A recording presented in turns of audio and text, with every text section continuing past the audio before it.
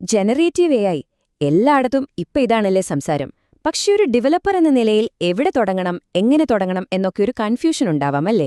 പേടിക്കണ്ട, അടുത്ത കുറച്ച് മിനിറ്റുകൾക്കുള്ളിൽ നമുക്കൊരുമിച്ച് ആ യാത്രയ്ക്കൊരു അടിപൊളി റോഡ് മാപ്പ് ഉണ്ടാക്കിയെടുക്കാം.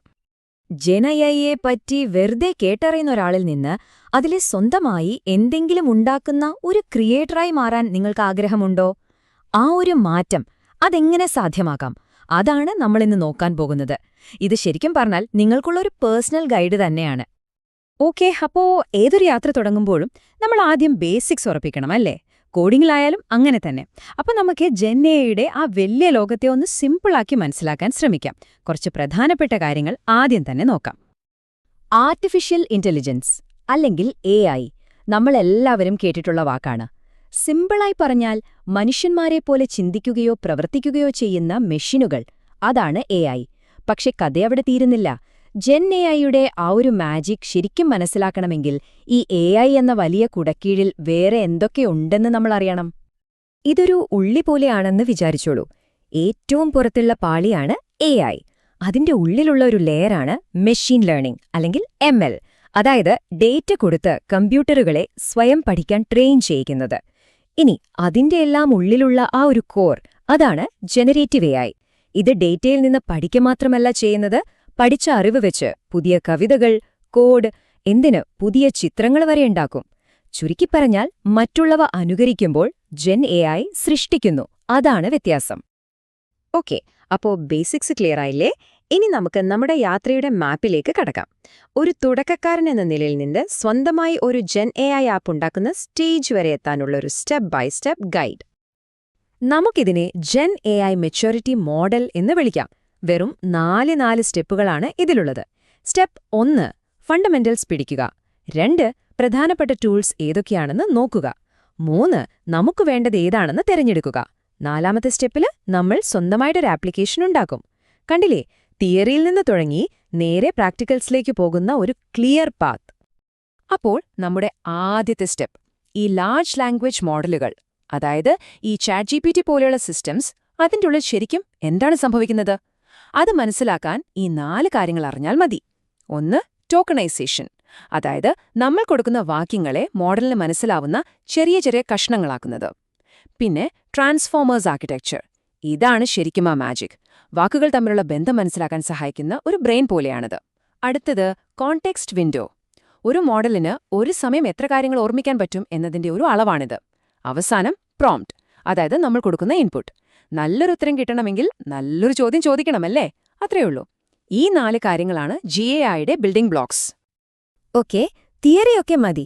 ഇനി നമുക്ക് പണി തുടങ്ങണ്ടേ? ഒരു ഡെവലപ്പർ എന്ന നിലയിൽ നമ്മുടെ കയ്യിൽ വേണ്ട ആയുധങ്ങൾ, അതായത് ടൂൾസ്, തിരഞ്ഞെടുക്കാനുള്ള സമയമായി. നമുക്ക് നമ്മുടെ ടൂൾ കിറ്റ് റെഡിയാക്കാം. ഇവിടെ നമ്മളൊരു പ്രധാനപ്പെട്ട തീരുമാനമെടുക്കണം.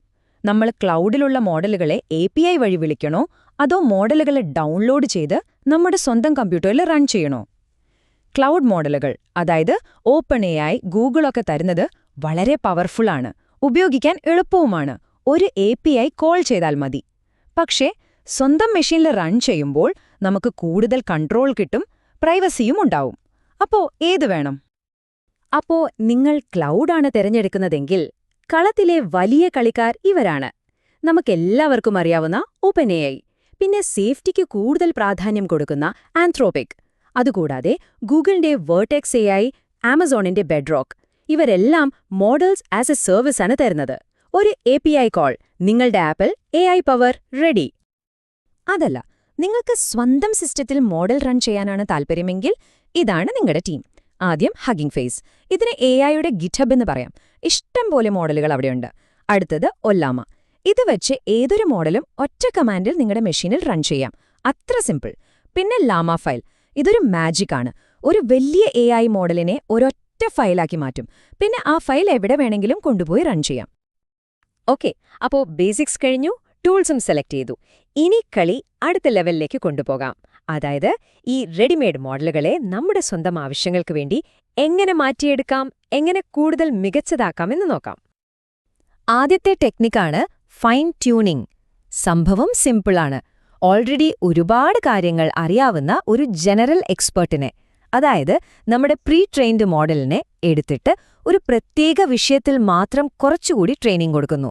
ഉദാഹരണത്തിന്, നിയമോപദേശം നൽകാൻ വേണ്ടി മാത്രം അതിനെ സ്പെഷ്യലൈസ് ചെയ്യിക്കുന്നതുപോലെ. അടുത്ത സൂത്രപ്പണിയാണ് ക്വാണ്ടൈസേഷൻ. ഇതൊരു കംപ്രഷൻ ടെക്നിക്കാണ്. വലിയ മോഡലുകളെ ചെറുതാക്കാനുള്ളൊരു വിദ്യ. ഒരു വലിയ ഹൈ ക്വാളിറ്റി ഇമേജിനെ കംപ്രസ് ചെയ്ത് സൈസ് കുറയ്ക്കുന്ന പോലെയാണിത്. മോഡലിന്റെ കണക്കുകൂട്ടലുകളുടെ പ്രിസിഷൻ കുറച്ചാണ് ഇത് ചെയ്യുന്നത്. 32 ബിറ്റിൽ നിന്ന് 8 ബിറ്റിലേക്ക് മാറ്റുന്ന പോലെ. ഇതിന്റെ റിസൾട്ട് ശരിക്കും ഞെട്ടിക്കുന്നതാണ്. കണ്ടോ, 4-1 സൈസ് കുറയും. അതായത് ഒരു 10 GB ഫയൽ വെറും 2.5 GB ആയി മാറുന്നതുപോലെ. ഇതിന്റെ ഏറ്റവും വലിയ ഗുണം എന്താണെന്നറിയോ? വലിയ സെർവറുകളിൽ മാത്രം റൺ ചെയ്യാൻ പറ്റിയിരുന്ന മോഡലുകൾ നമ്മുടെ ലാപ്ടോപ്പിൽ, ചിലപ്പോൾ നമ്മുടെ ഫോണിൽ പോലും റൺ ചെയ്യാൻ പറ്റും. ഇതൊരു ഗെയിം ചേഞ്ചറാണ്. അങ്ങനെ നമ്മൾ യാത്രയുടെ അവസാന ഘട്ടത്തിലെത്തി. ഏറ്റവും എക്സൈറ്റിംഗ് ആയ ഭാഗം, നമ്മൾ ഇത്രയും കഷ്ടപ്പെട്ടുണ്ടാക്കിയ AI-യെ കോഡിന്റെ ലോകത്ത് നിന്ന് പുറത്തുകൊണ്ടുവന്ന് സാധാരണക്കാർക്ക് ഉപയോഗിക്കാൻ പറ്റുന്ന ഒന്നാക്കി മാറ്റാൻ പോകുകയാണ്. അതേ, നമ്മുടെ കോഡ് എത്ര പവർഫുൾ ആണെങ്കിലും ആളുകൾക്ക് അതുമായി സംസാരിക്കാൻ, ഇന്ററാക്ട് ചെയ്യാൻ ഒരു വഴി വേണം, ഒരു ഇന്റർഫേസ്. അതാണ് നമ്മുടെ ഫൈനൽ സ്റ്റെപ്പ്. ഇതിന് നമ്മളെ സഹായിക്കാൻ പൈത്തണില് അടിപൊളി ടൂൾസ് ഉണ്ട്. 2 എണ്ണമാണ് ഏറ്റവും പോപ്പുലർ: ഗ്രേഡിയോയും സ്ട്രീംലെറ്റും. നിങ്ങൾക്ക് പെട്ടെന്നൊരു ഡെമോ ഉണ്ടാക്കി നിങ്ങളുടെ മോഡൽ എങ്ങനെ പ്രവർത്തിക്കുന്നു എന്ന് കാണിക്കാനാണെങ്കിൽ ഗ്രേഡിയോ ആണ് ബെസ്റ്റ്. അതല്ല, കുറച്ചുകൂടി ഡീറ്റെയിൽഡ് ആയിട്ടുള്ള ഒരു വെബ് ആപ്പ് ഉണ്ടാക്കാനാണെങ്കിൽ സ്ട്രീംലെറ്റിലേക്ക് പോകാം. രണ്ടും വളരെ എളുപ്പത്തിൽ പഠിച്ചെടുക്കാം. കാരണം ദിവസത്തിന്റെ അവസാനം നമ്മൾ ഓർക്കേണ്ട ഒരു കാര്യമുണ്ട്. നമ്മൾ ഈ ടെക്നോളജി പഠിക്കുന്നതും ഇതൊക്കെ ഉണ്ടാക്കുന്നതും ആളുകൾക്ക് വേണ്ടിയാണ്. നമ്മുടെ അറിവ് പ്രയോജനപ്പെടുന്നത് അപ്പോഴാണ്. ജെന്നയായി പഠിക്കുന്നതിന്റെ യഥാർത്ഥ ലക്ഷ്യം തന്നെ അതാണ്. അപ്പോ ഇതാണ് നമ്മുടെ റോഡ് മാപ്പ്. നമ്മൾ ബേസിക് ആശയങ്ങളിൽ നിന്ന് തുടങ്ങി കയ്യിൽ വേണ്ട ടൂൾസ് പരിചയപ്പെട്ടു. അവസാനം ആളുകൾക്ക് ഉപയോഗിക്കാൻ പറ്റുന്ന ആപ്ലിക്കേഷനുകൾ ഉണ്ടാക്കുന്നതുവരെ എത്തി. ഇനി നിങ്ങളുടെ ഊഴമാണ്. ഈ യാത്ര തുടങ്ങാൻ നിങ്ങളിപ്പോൾ റെഡിയാണ്. അപ്പോ എന്റെ ചോദ്യം വളരെ സിമ്പിളാണ്. നിങ്ങൾ ആദ്യം എന്തുണ്ടാക്കാൻ പോകുന്നു?